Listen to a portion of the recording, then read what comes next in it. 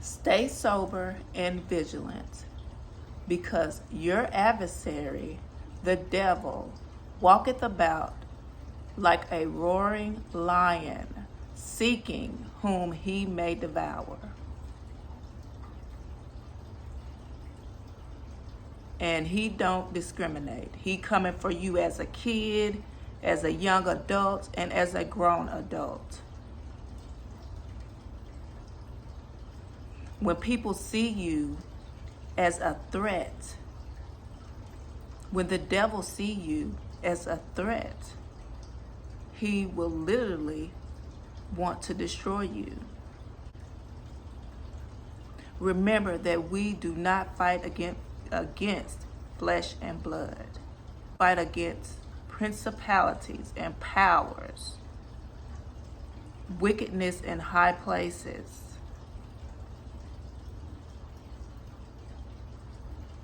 So all these people that's coming up against you, see, God already has you equipped. He already gave you the tools that you need in order to fight these devils. Because I'm going to tell you something from personal experience. You don't have to do anything to become a threat to someone. You don't have to have anything to become a threat to someone. You could just simply be yourself. You could just simply step in the room. You could just simply be talked about. You can just simply exist. And there you are, being looked at as a threat, being plotted on. So you always make sure you just be wise as a serpent and harmless as a dove. People may think you don't have the wisdom or that you're slow. Let them think that. Your close relationship with the Heavenly Father gives you an advantage. And it's not for them to know, but they'll find out soon enough. And so I have a chapter in the Bible that I want to talk a little bit about, and it relates to being a threat to people, period, and how they will go to any lengths to try to destroy you. They will lie on your name. They will lie on the situation. They will try to manipulate others. They will go to the end of the earth just to make sure you're eliminated. You know, some people are so selfish that it doesn't matter if it was a little kid, you know, and they felt like the little kid was going to take the spotlight from them.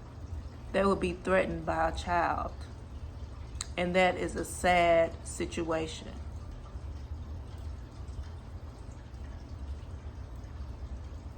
So you just got to know, it's all different types of people in this world. And if people are threatened by you, you know, that could go in a million different ways. So we're going to go to Matthew chapter 2, and I'm reading from verse 8. And it says, "Then he sent them to Bethlehem, saying, 'Go and search carefully for the child, and when you have found him, report to me, so that I too may come and worship him.'" Okay, and I just wrote down a little knowledge, a little summary about what this verse is talking about. And so I'm just going to read this to you all and kind of give you an idea of what I mean by you're you are a threat. And you don't have to even do anything to be a threat. But you are a threat, and some people will go to the extent to want to destroy you because you are a threat.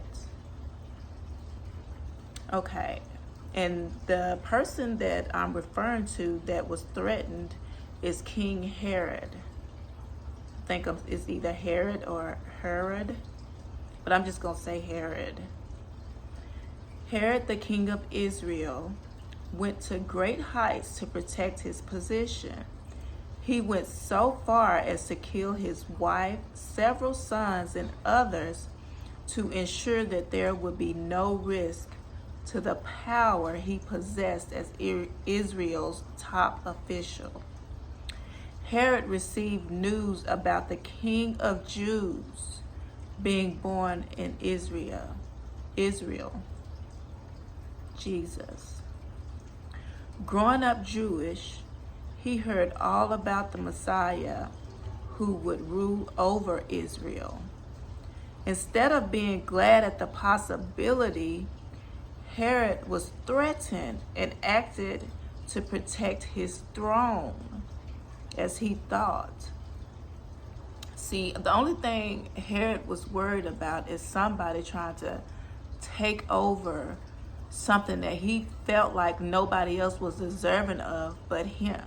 So he took pretty much his entire family out, his wife, his kids. So if he would do that to people that are super close to him, just think of what, he don't care about anything or anyone else. And I'm going to keep reading. Some religious leaders traveled to Bethlehem to find the boy, and Herod insists that they tell him where the Messiah is so he may go worship him. But Herod never intended on worshiping Jesus. He wanted to kill him. The leaders gladly worshiped the Messiah and gave gifts. God warned them not to go back to Herod, so they took another route. Joseph flees to Egypt with his family, being led by God. After Herod's death, Joseph was led back to Israel, where they settled in Nazareth, in the area of Galilee.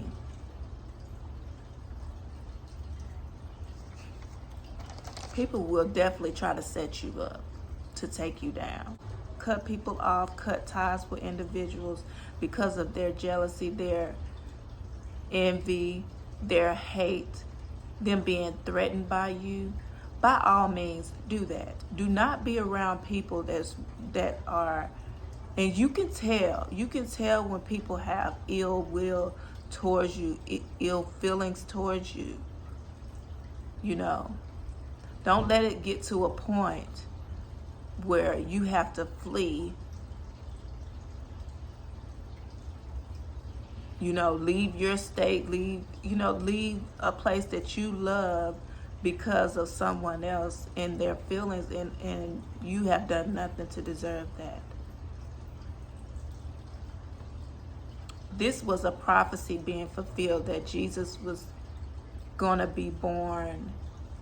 Everything that happened was supposed to happen.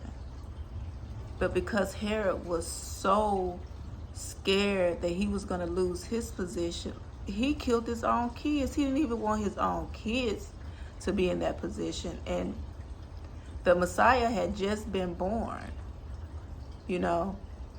So he was a baby, and he went out, and after he couldn't get to Jesus, he went out and had all of these babies killed. I can't remember. I think they were like 2 years and up or something like that, and had all of them killed trying to get to Jesus. And that is just pitiful that people will go to that length, that great of a length. And the ones that are saying, well, you're reading from the Bible, it's not really what is going on now.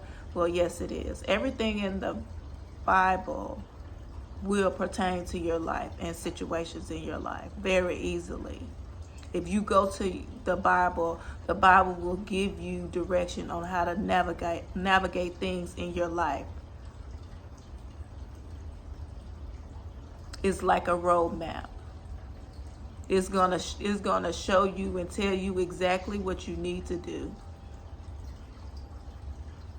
So you guys be careful. You know, God got our back. He's looking out for us, but he also gave us 5 senses. Steer clear of people that don't have your best interest at heart, that don't celebrate you like you celebrate them, that obviously show you jealousy or envy. Those signs, steer clear. That'll be the best thing for you to do. Love you guys.